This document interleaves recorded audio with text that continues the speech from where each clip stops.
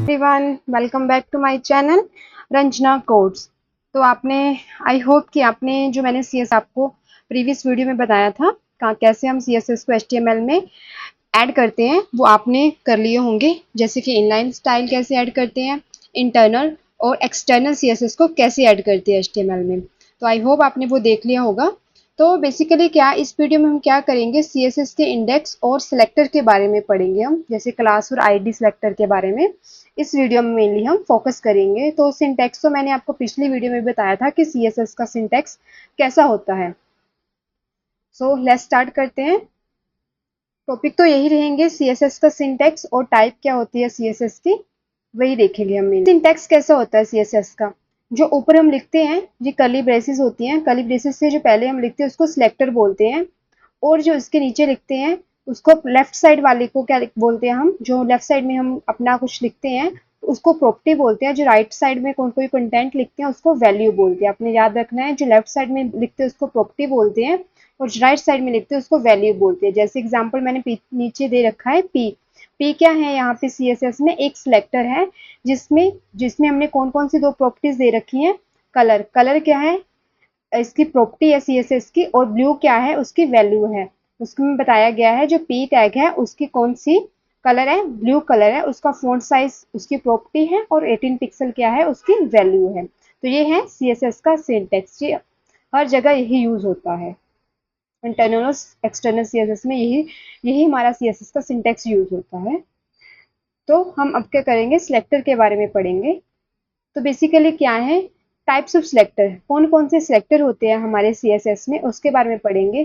तो मैं आपको इसके बारे में एक एक हम यहाँ पे पढ़ते जाएंगे और मैं उसको आपको लाइव पे करके बताती रहूंगी कि कैसे कैसे वो काम करते हैं। जैसे होता है यूनिवर्सल सिलेक्टर, यूनिवर्सल सिलेक्टर के लिए हम क्या यूज करते हैं, स्टार का यूज करते हैं यूनिवर्सल सिलेक्टर के लिए। तो आप देख सकते हो यहाँ मैंने, आपने, आई होप कि आपने अपने सिस्टम में style dot C S S नाम की एक फाइल बना रखी होगी और dot H T M L नाम की भी एक फाइल बना रखी होगी, ताकि हमारा उसमें ज़्यादा टाइम ना वेस्ट हो वो बनाने के लिए। तो स्टाइल जो अभी हमने क्या करना है, यूनिवर्सल सेलेक्टर के बारे में पढ़ना है ना। यूनिवर्सल सेलेक्टर में हम क्या करते हैं, स्टार यूज करते हैं यूनिवर्सल सेलेक्टर के लिए। ये क्या होता है, थ्रू आउट द पेज, और जिस पेज में हमने अपनी style dot C S S रखी होगी उसमें ये जाएगा। जैसे मैंने इसमें कलर दे दिया, कलर दे दिया मैंने रेड, और बैकग्राउंड कलर मैंने कर दिया ब्लैक। आप देख सक रहे होंगे। अब मैंने यहाँ पे देखो, यहाँ पे मैंने इसको ऐड करना ना, एक्सटर्नल सीएसएस है ना। तो कैसे ऐड करते हैं हम यहाँ पे इसको, मैंने आपको प्रीवियस वीडियो में बताया था, अगर नहीं याद है तो प्रीवियस वीडियो को एक बार देख लेना, ठीक है। ये रिलेशन के लिए कौन सी फाइल है, हमारी स्टाइल शीट फाइल है। तो इसमें हम रेफरेंस देंगे किस फाइल की, style dot C S S की। तो देखो अब हम क्या करेंगे, यहाँ बॉडी में हमें कुछ दिखना भी पड़ेगा ना, तभी वो हमारी स्क्रीन पे कुछ शो करेगा। जैसे मैंने डिव लिख दिया, हेलो एवरीवन, तभी आप देखेंगे। देखो, ये देखो मैंने क्या करा है, यहाँ पे सिर्फ स्टार लिखा है। स्टार का मतलब थ्रू आउट द पेज, सारे पेज का बैकग्राउंड कलर क्या कर दिया उसने, ब्लैक कर दिया। जितने भी उसमें कंटेंट लिखूंगा सभी का कलर क्या कर देगा, वो रेड कर देगा सभी का कलर। देखो जैसे मैं अब यहाँ पे लिख दूंगी H1, H1 लिखा मैंने।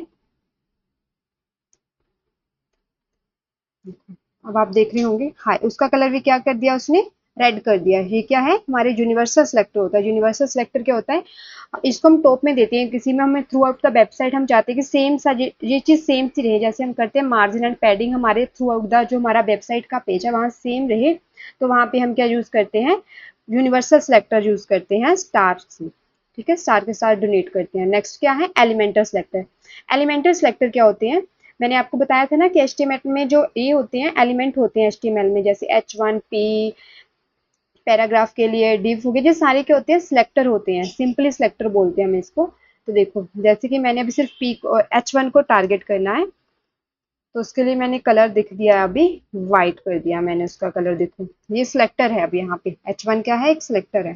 तो आप यहाँ देख पा रहे होगे कि उसका कलर क्या हो गया है, व्हाइट हो गया है, क्योंकि मैंने क्या करा है, अब यूनिवर्सल सिलेक्टर जब कंपाइल करता है हमारे सीएसएस को कंपाइलर, तो क्या नीचे की तरफ आता है, डाउनवर्ड आता है। तो उसने पहले देखा कि इस कलर यूनिवर्सल कलर क्या है, रेड दे रखा है। बट वो जब नीचे आया उसने देखा कि H1 जो सिलेक्टर है उसको स्पेसिफिक कलर क्या दे रखा है, व्हाइट दे रखा है, तो उसका कलर उसने चेंज कर दिया है।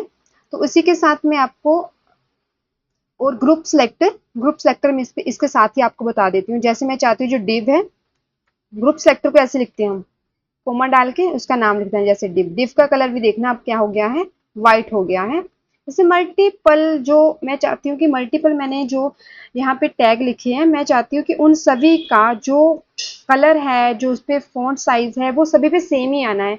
तो क्या करूंगी मैं, बार बार CSS लिखने की बजाय क्या करूंगी, उसको क्या करूंगी, एक ही में ऐसे कोमा डाल के पी टैग लिख दिया, तो ऐसे करते जाएंगे, ये ग्रुप बन जाता है उनका, उनका एक ग्रुप बन जाता है। देखो उसका भी क्या बन गया, पी बन गया। इसमें स्पैन लिख दूंगी यहाँ पे, मैंने यहाँ पे अब मैं H5 लिख रही हूँ,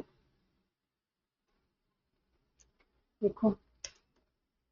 अब देखना, अब इसका कलर भी क्या, देखो इसका कलर क्या आ रहा है, रेड आ रहा है। क्यों रेड आ रहा है, क्योंकि हमने इसको यहाँ पे ग्रुपिंग में नहीं रखा है फिलहाल, वो क्या ले रहा है, यूनिवर्सल कलर ले रहा है। जब मैं इसको यहाँ पे H5 कर दूंगी, तब आप देखोगे कि इसका कलर भी क्या हो गया है, व्हाइट हो गया है। ठीक है, आप ग्रुप सिलेक्टर और यूनिवर्सल सिलेक्टर और एलिमेंटर सिलेक्टर हमारे हो गए हैं। तो अब क्या करेंगे, हम क्लास सिलेक्टर करेंगे। जैसे देखो, अब हमें ग्रुप बनाना पड़ा ना इनका, कि इनको सारों का कलर क्या है, सेम आ रहा है। तो मैं चाहती हूँ इनका फ़ॉन्ट साइज भी, जैसे फ़ॉन्ट फैमिली है, फ़ॉन्ट साइज मैं चाहती हूँ इन सभी का फ़ॉन्ट साइज कितना है, 30 पिक्सल आ जाए सभी का फ़ॉन्ट साइज। अभी आप देख रहे होंगे, यहाँ पे देखिए 30 पिक्सल आ गया सभी का फ़ॉन्ट साइज। ठीक है, तो अब क्या है कि मैं चाहती हूँ कि इन सभी पे सेम ही CSS यूज़ करे, बट मुझे यहाँ पे ग्रुपिंग ना करनी पड़े इनकी। इट्स अ गुड मेथड, आप कर सकते हो, इसमें कोई दिक्कत नहीं, बट मैं चाहती हूँ कि सभी पे सेम स्टाइल हो रहा है, बट मुझे यहाँ पे ग्रुपिंग ना करनी पड़े, मेरी एक वर्ड लिखूँ मैं, उससे मेरा सारा काम हो जाए। तो उसके लिए मैं क्या करूँगी, यहाँ पे एक क्लास लिख दूंगी। क्लास एट्रीब्यूट आपको यहाँ पे ऐड करना पड़ेगा, कुछ भी लिख दूंगी मैं। जैसे मैंने क्लास लिख दिया, कॉमन स्टाइल लिख देते हैं। ठीक है, इस क्लास को मैं सभी में कॉल करूंगी, इधर देखो, इधर भी, इधर भी मैंने सभी में लिख दिया। अभी कुछ नहीं करेगा, अभी मैंने इसको यहाँ के CSS में डॉट डॉट लगता है क्लास के आगे, अपने याद रखना है क्लास के आगे क्या लगता है, डॉट यूज करते हैं हम क्लास के आगे, डॉट फिर क्लास का नाम, फिर आप प्रॉपर्टीज लिख सकते हो। आप देख रहे होंगे कि देखो, अब मुझे यहाँ पे कुछ नहीं करना, एक बार मैंने लिख दिया, जो जो चेंज करूंगी मैं यहाँ पे करूंगी अब। ठीक है, तब देखो मैं इसका कलर, अब मैंने 50 करना है, एक करा, सभी में हो गया 50 चेंज। ठीक है, ये होती है स्टाइल। क्लास कैसे यूज करते हैं, ये हमारा क्लास यूज करने का मेथड है। तो हाँ, क्लास के क्या फायदे हैं, क्लास को हम मल्टीपल टाइम यूज कर सकते हैं। देखो जैसे मैंने यहाँ पे लिखा क्लास को, फिर मैंने यहाँ भी नेक्स्ट टैग में भी लिख लिया, नेक्स्ट टैग में भी लिख लिया, मल्टीपल टाइम्स मैं इसको यूज कर सकती हूँ थ्रू आउट द पेज, कहीं भी मुझे जरूरत है तो मैं कर सकती हूँ, इसमें कोई प्रॉब्लम नहीं है। अगर मैं चाहती हूँ कि मेरा, चलो ठीक है, यहाँ पे तो कलर हमारा सेम आ गया, ठीक है। अब मैं चाहती हूँ जो मेरा पी टैग है, उसको कलर मैं ये नहीं देना चाहती, उसको कलर मैं व्हाइट नहीं देना चाहती, मैं चाहती हूँ उसको कलर मैं कौन सा दूं, ग्रीन कलर देना चाहती हूँ मैं। तो आप कैसे करोगे, उसको पी डॉट, उस क्लास का नाम लिख देना है, कलर ग्रीन। देखो उसका कलर ग्रीन आ गया, क्योंकि मैंने क्या किया है, उस सेलेक्टर को उसकी क्लास के साथ अटैच कर दिया। वो स्पेसिफिक चेक करेगा कि जहाँ पे मेरा पे टैग है, उसके साथ उसकी क्या करेगा, क्लास लगा के उसका कलर चेंज कर देगा। दैट्स अ गुड मेथड, क्योंकि हमें बार बार यहाँ पे अब चेंज भी नहीं करना पड़ा, और यहाँ अगर हम डिफरेंट डिफरेंट कलर जो कुछ और प्रॉपर्टी देना चाहें तो उसके साथ हम दे सकते हैं। और हाँ, इसका क्लास का एक और फायदा है कि इसको मल्टीपल टाइम यूज कर सकते हैं थ्रू आउट द पेज, कहीं भी यूज कर सकते हैं, इसमें कोई प्रॉब्लम नहीं है। अब हम तो हमें अब आईडी के बारे में पढ़ेंगे। आईडी के लिए बेसिकली क्या हम यूज करते हैं, HTML में हम आईडी के लिए क्या यूज करते हैं, आईडी के लिए हम बेसिकली यूज करते हैं, यहाँ पे हम लिखेंगे आईडी, जैसे मैंने 6 टैग लिख लिया, यहाँ पे मैं लिखूंगी आईडी। जैसे क्लास के लिए क्लास लिखते हैं, वैसे आईडी के लिए क्या लिखते हैं, आईडी लिखते हैं, न्यू आईडी, यहाँ पे आईडी एलिमेंट मैंने लिख दिया। ठीक है, ताकि आप स्क्रीन पे देख पाए।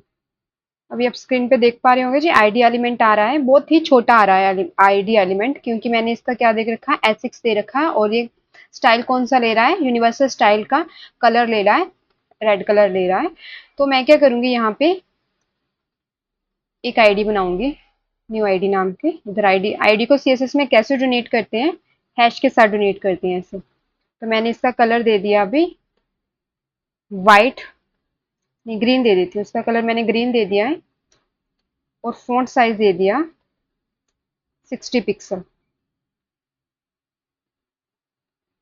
अभी आप देख पा रहे होंगे कि इसका कलर क्या हो गया है, ग्रीन हो गया और 60 पिक्सल हो गया है। तो दोनों में क्या डिफरेंसेस है, हमारे CSS और क्लास और आईडी में क्या डिफरेंसेस है। जो आईडी होती है वो थ्रू आउट द हमारे HTML पेज में सिर्फ हम वन टाइम उसको यूज कर सकते हैं, क्योंकि ये किसी यूनिक एलिमेंट को रेफर करती है हमारी HTML में, जिस स्टाइलिंग के लिए और जावास्क्रिप्ट में बहुत हेल्प करती है हमारी पेज लोडिंग में। क्योंकि जब हम जावास्क्रिप्ट में अगर एक पेज में 2 आईडी लिख देंगे, सेम नाम की आईडी लिख देंगे 2, तो क्या करेगा वो जावास्क्रिप्ट सिर्फ पहली वाली आईडी को उठाएगा, दूसरे वाले पे कोई काम नहीं करेगा। वो जो उसको पहली आईडी मिल गई उस नाम की, उस पे ही काम करना शुरू कर देगा। तो इसलिए हम ये क्या होती है, आईडी हमारी पेज में यूनिकनेस को इम्प्रूव करने के लिए हमारी यूज होती है। इसको बार बार रिपीट नहीं करते हम एक पेज में। तो किसी स्पेसिफिक पेज को या किसी स्पेसिफिक एलिमेंट को रेफर करने के लिए हम आईडी को यूज करते हैं। ऐसे ही हम क्लास को मल्टीपल टाइम रीयूज कर सकते हैं, क्लास को तो हम रीयूज कर सकते हैं मल्टीपल स्टाइल के हिसाब से। सो ये है हमारा आज का टॉपिक। सो अगले अगले वीडियो में हम नेक्स्ट टॉपिक कवर करेंगे, सिलेक्टर के डिसेंडेड और चाइल्ड सिलेक्टर एक्सेट्रा वाले। सो इसकी प्रैक्टिस कीजिए, मिलते हैं नेक्स्ट वीडियो में। Thank you everyone.